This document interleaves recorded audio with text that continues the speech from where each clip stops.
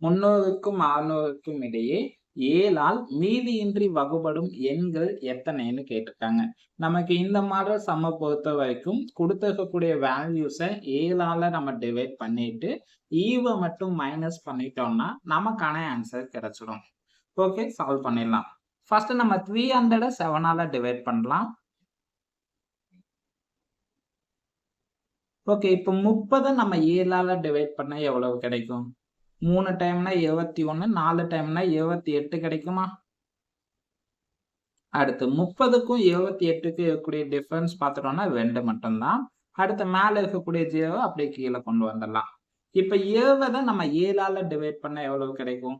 2 time 7 multiple பண்ணா 14 கிடைக்கும். அப்ப டிஃபரன்ஸ் பார்த்துட்டோம்னா 6 மட்டும்தான்.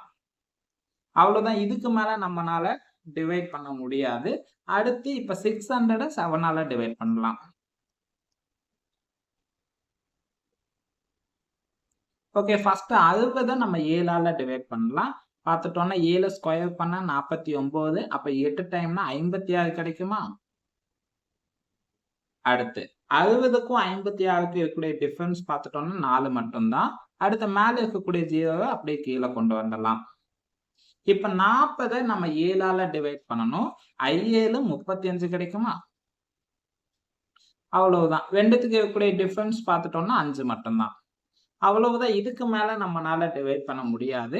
அப்ப பார்த்துட்டோம்னா 42 85 இந்த 2 வேல்யூஸை மட்டும் மைனஸ் பண்ணிட்டோம்னா நமக்கான ஆன்சர் கிடைச்சிடும். ஓகே, 85 42 மைனஸ் பண்ணும்போது நமக்கு 43 கிடைக்குமா? அவ்வளவுதான் நமக்கான ஆன்சர்.